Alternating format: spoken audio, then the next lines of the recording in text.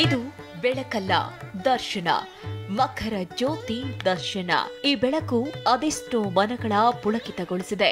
ಅಯ್ಯಪ್ಪ ಭಕ್ತರನ್ನ ಪುಳಕಿತಗೊಳಿಸಿದೆ. ಶಬರಿಮಲೆಯ ಪೊನ್ನಂಬಲಮೇಡು ಗಿರಿಯಲ್ಲಿ ಬೆಳಕು ದರ್ಶನವಾಗ್ತಿದ್ದಂತೆ ಸ್ವಾಮಿಯೇ ಶರಣಮಯ್ಯಪ್ಪ ಅನ್ನೋ ಘೋಷಣೆ ಮೊಳಗಿದೆ.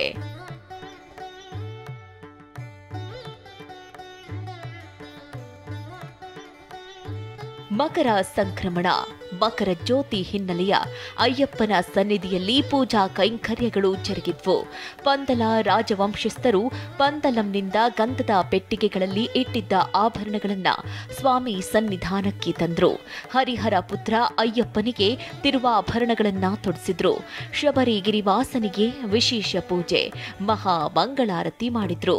ದೇಗುಲದಲ್ಲಿ ಮಂಗಳಾರತಿ ಹಾಗೂ ಘಂಟೆ ಸದ್ದು ಮೊಳಗ್ತಾ ಇದ್ದಂತೆ ಬೆಟ್ಟದ ತುದಿಯಲ್ಲಿ 3 ಬಾರಿ ಮಕರ ಜ್ಯೋತಿ ದರ್ಶನವಾಯಿತು.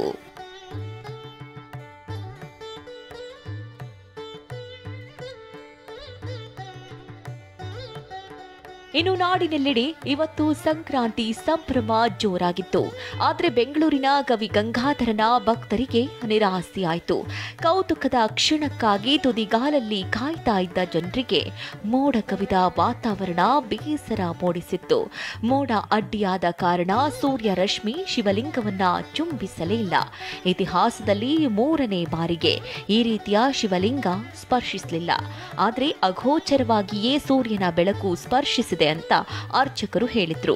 ಯಾವುದೇ ಕೆಡುಕು ಸಂಭವಿಸಲ್ಲ ಅಂದ್ರು. ಪ್ರಕೃತಿಯ ದೋಷದಿಂದ ಇಲ್ಲ ನಮ್ಮಗಳ ಅರ್ಧ ಪುಣ್ಯದಿಂದ ಆ ಮೂಲಮೂರ್ತಿ ಪೂಜೆಯನ್ನು ಮಾಡಿದ ಶಿವನನ್ನು ದರ್ಶನ ಮಾಡಬಹುದೇ ಹೊರತು ಆ ಸೂರ್ಯ ಪೂಜೆಯನ್ನು ನಾವು ನೋಡ್ಲಿಕ್ಕಾಗಲಿಲ್ಲ. ಆದ ಕಾರಣ ಯಾರು ಬೇಜಾರು ಮಾಡ್ಕೊಂಡಿರಾ, ಮನಸ್ಸಿನಲ್ಲಿ ಚಿಂತಿಸ್ದಿರಾ, ಎಲ್ಲರೂ ಸಾಲಾಗಿ ಬಂದು ಆ ಪರಮಾತ್ಮ ಮೂಲಮೂರ್ತಿಯನ್ನು ದರ್ಶನ ಮಾಡಿ. ಕೊಲೆ ಆರೋಪಿ ದರ್ಶನ್ ಕೂಡ ಮೈಸೂರಿನಲ್ಲಿ ತನ್ನ ಕುಟುಂಬಸ್ಥರೊಂದಿಗೆ ಸಂಕ್ರಾಂತಿ ಹಬ್ಬ ಆಚರಿಸಿದ್ದಾನೆ. ಮೈಸೂರು ಟಿ ನರಸೀಪುರ ರಸ್ತೆಯ ಫಾರ್ಮ್ ಹೌಸ್ನಲ್ಲಿ ಪತ್ನಿಯೊಂದಿಗೆ ಹಬ್ಬ ಆಚರಿಸಿ ಸಂಭ್ರಮಿಸಿದ್ರು. Bureau report, ಟಿವಿ9.